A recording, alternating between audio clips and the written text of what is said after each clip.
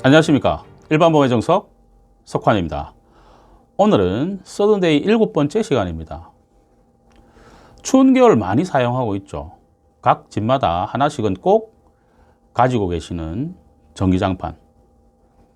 제조사의 손해배상 책임을 인정한 전기장판 화재 사고 하나를 소개해 드릴까 합니다. 사고는 이렇습니다. 2013년 12월 19일 저녁 7시 28분경 A소방서 119 안전센터에 아파트에서 화재가 발생하였다는 신고가 접수됩니다. 신고를 받고 출동한 소방관들이 아파트에 진입하였을 당시 모든 창문은 내부에서 잠겨 있었다. 외부 침입 흔적이 없었다는 거죠. 가족들은 모두 외출하여 집에 없었고 작은 방 침대 매트리스 위에 있던 전기장판 전원은 켜져 있었습니다. 화재는 작은 방에서 시작되어 거실 등으로 번져 나간 것으로 확인되었습니다. 화재 사고인 이만큼 불이 난 아파트 화재보험 내용을 한번 살펴보겠습니다. 첫 번째, M화재해상보험과 아파트 입주자 대표회의는 2013년 5월 16일 아파트 건물하고 부속 설비 등을 보험 목적물로 해서 2014년 6월 15일까지로 1년짜리죠. 주택화재보험을 체결했습니다. 그리고 사고 발생 세대의 소유자 A씨, 어머니죠. 2011년 6월 27일부터 2026년 6월 27일까지 15년짜리죠. 매월 얼마를 납부하는 장기보험입니다. 건물과 가재도구 등을 보험 목적물로 하여 D사 종합보험으로 체결하였습니다. 보험이 두 개가 있었다는 얘기죠. 당연히 두 곳의 보험회사에서 보험금을 수령하겠죠. 전기장판의 문제로 구상이 청구될 것을 인지한 전기장판 제조회사에서는 먼저 전기장판 구매자, 어머니죠. 및 사용자, 딸입니다. 상대로 채무 부존재 확인 소송, 채무가 없다는 부분들이죠. 제기합니다. 하지만 2015년 11월 11일 광주지방법원에서 패소 판결이 확정되었습니다. 제조사의 책임이 있다는 부분들이죠. 또한 입주자 대표회의에서 가입한 M화재해상보험 주식회사는 제조사에게 구상금 청구 소송 당연히 했겠죠. 전부 승소 판결을 선고받았고 2017년 3월 1일 형이 확정되었습니다. 기지급한 보험금 2,546만 7천 원 구상금으로 모두 돌려받았습니다. 아울러 개별로 가입한 D사 또한 상법 제682조 제1항 제3자에 대한 보험대위 보험회사는 보험금을 지급을 하게 되면 피보험자로부터 가지는 제3자의 권리를 갖습니다. 이게 보험 대위권이죠. 이 대위권을 가지고 구상권을 행사를 하게 됩니다. 보험금 5,456만 원 2천 원 돌려줘. 구상금 청구 소송을 하게 됩니다. 당연한 내용이죠. 제조사의 생산물 배상 책임 보험 가입 여부는 모르겠습니다. 하지만 가입이 되어 있었다면 피고로 언급이 되었을 텐데 언급이 되지 않았으니 그 보험은 아마 미가입으로 판단됩니다. 정말 안타까운 일이죠. 해서 제조사의 항변 내용입니다. 한번 보도록 하겠습니다. 첫 번째, 화재가 전기장판이 아닌 다른 원인에 의해서 발생할 가능성이 있더라. 두 번째, 가족들이 외출하면서 전기장판의 스위치를 고온으로 켜둔 채 방치하였다.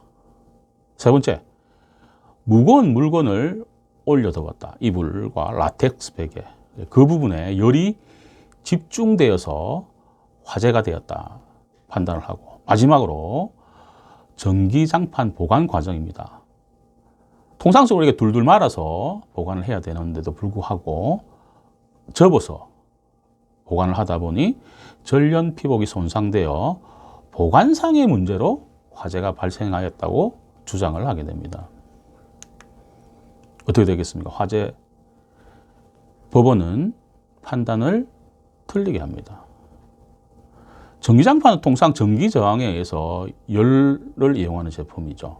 바닥이나 침대에 깔아놓고 사용을 많이 하죠. 뭐 무거운 사람이면 100kg 이상 되는 사람도 거기에 누워서 잡니다. 전원을 켠 지 불과 2시간도 되지 않은 상황에서 화재가 발생하였다. 전기장판이 통상적으로 지녀야 할 안전성을 갖추지 못하였다는 내용으로 법원은 판단을 하게 됩니다. 하지만 사용 설명서가 있죠. 각 공산품인 경우에는 외출 시에는 전원 플러그를 뽑아라. 그리고 라텍스나 메모리 폼 등을 위아래에 놓고 사용하지 마라. 화재 발생 위험이 있다. 사용상 주의사항을 어겼다. 그리고 전원을 켜둔 채 외출을 했다. 그래서 사용자의 부주의, 과실이 있더라는 부분들입니다. 20%를 인정을 했습니다. 그래서 제조사의 손해배상 책임을 80%로 제한을 하게 됩니다. 법원의 손해액 계산 내용을 한번 보도록 하겠습니다.